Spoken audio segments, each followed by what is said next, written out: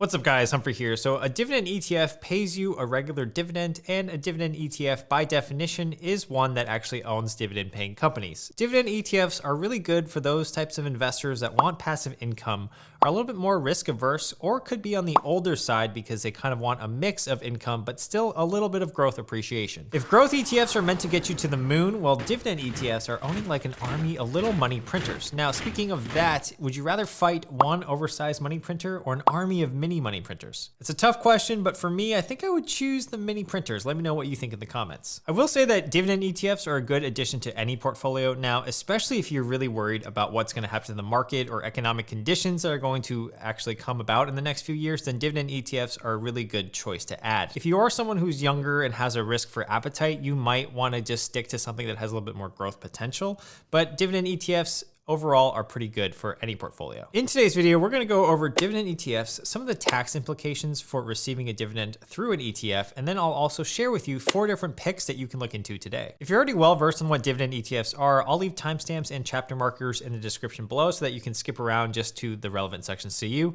Also, only a small percentage of my viewers are actually subscribed to my channel, so if you do end up enjoying this content, make sure to subscribe. It's free and you can always change your mind. So first, what is a dividend ETF? I alluded to this a little bit in my intro, but a dividend ETF is just an ETF that owns a lot of dividend paying companies. Now, the actual mechanics of how a dividend ETF pays out its dividend is a little bit different. Within individual stocks, if you own the stock at least one business day prior to the ex-dividend date, you then qualify for the dividend. So if the ex-dividend date is Monday, May 3rd, as long as you own the stock on Friday, April 30th, then you actually receive the dividend for that stock that you own. But now you're probably wondering to yourself, well, yeah, Humphrey, but dividend ETFs own way more than just one individual dividend paying company. Sometimes they can own up to 50 or 100. So how do they actually balance all the dividend payouts? In most dividend ETFs, what they actually do is they pay out a dividend once a quarter. So what the ETF actually does is they hold on to all the dividends that they might accrue during that quarter and then pay it all out at once to its shareholders. They're typically paid in cash or reinvested into additional shares of that ETF. Now, in terms of the actual mechanics of how much of a dividend the ETF will actually pay you out,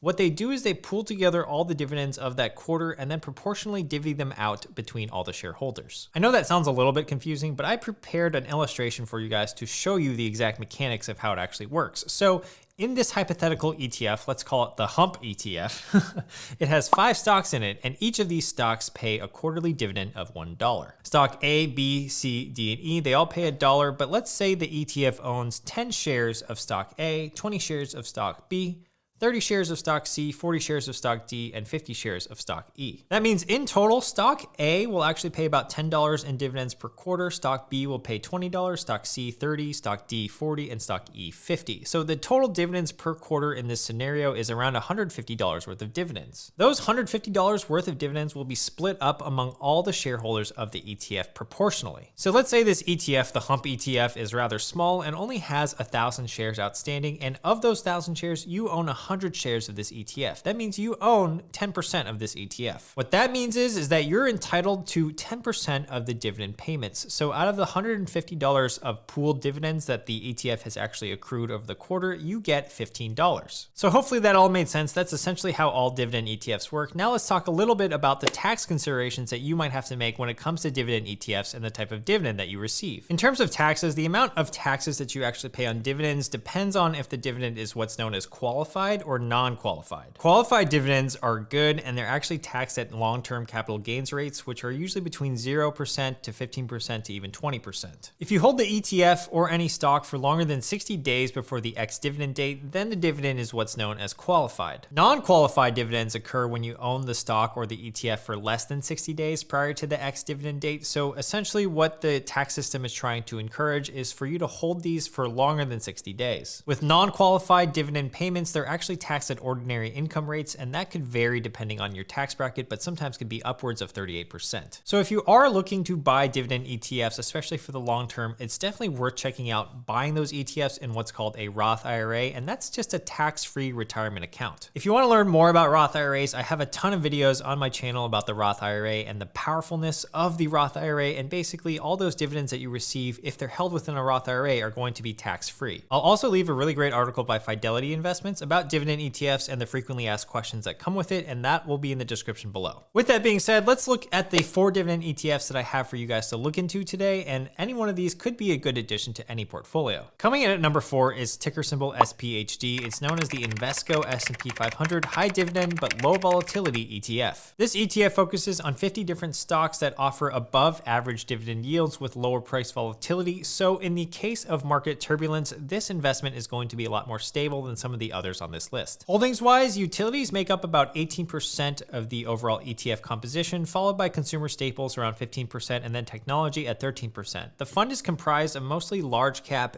and mid-cap value stocks mostly. The dividend yield hovers around 4 to 4.2% with this particular ETF, so if you invest $100 for a single year, you can expect about $4 back in dividends. Now, this ETF is really interesting in that it pays out a dividend every single month. The return of the fund itself since inception has been about 10.6% annualized return, and in the past 3 years has been returning about 7.61%.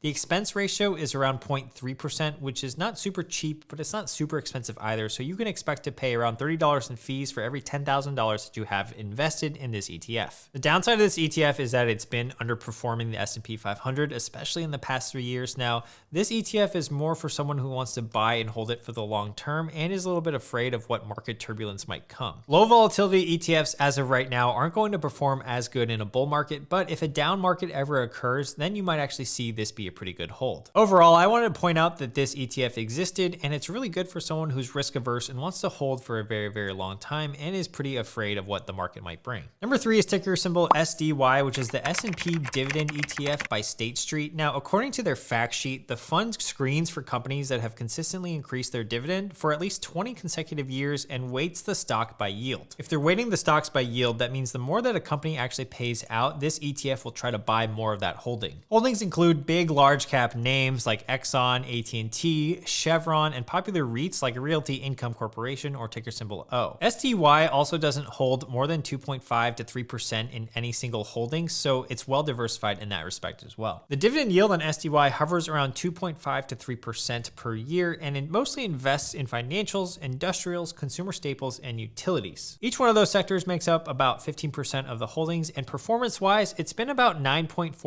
annualized since it was inceived, and in the past 3 years, it's been returning about 12%, which means that it's performed a few percentage less than the S&P 500 baseline in the past few years. The expense ratio is 0.35%, so it's pretty similar to the other one that I just shared with you guys, and that is a little bit more on the pricey side. So again, out of $10,000 invested per year, you're going to be expecting to pay about $35 in fees. The second dividend ETF I want to share with you guys today is ticker symbol VIG, or it's also known as the Vanguard Dividend Appreciation ETF. This is one of the most popular funds out there with $45 billion in assets under management, and this fund actually focuses on dividend growth stocks. It's kind of a blend of a traditional dividend ETF, plus it focuses a little bit on some growth stocks as well. Now, it seeks to track the NASDAQ Dividend Index. The ETF has over 247 stocks in the portfolio, and it's seeking growth stocks with an increasing dividend payment. The top 10 holdings include names like JP Morgan, Johnson & Johnson, Microsoft, Visa, and Coke. Dividend yield-wise, it's really not the best. It's the weakest in this list at 1.5%, but I wanted to present this option to you guys as more of a hybrid option. The return of this fund since inception has been about 9.71% annually, which is pretty good, and in the past 3 years, it's been 15.46%. Expense ratio-wise, it is a Vanguard fund, so it's going to have really cheap fees, 0.06% in fact. So for every $10,000 that you have invested in this fund, you're only going to pay about $6 a year in fees. Overall, the only downside of owning this fund I see is that the dividend yield is not super great, but it is good for someone who might not want as much income but still wants to participate in some of the upside. Our number 1 dividend ETF for today is actually ticker symbol SCHD, which is known as the Schwab US Dividend Equity ETF. This is one of the best dividend ETFs out there because of its cheap fees. Now, I'll talk a little bit about that shortly, but first, the fund's goal is to track as closely as possible before fees and expenses the total return of the Dow Jones US Dividend 100 Index. If you don't know what that index is, I pulled up the definition according to the SP Global website right here, but it's basically designed to measure the performance of high dividend yielding stocks in the United States with a record of consistently paying dividends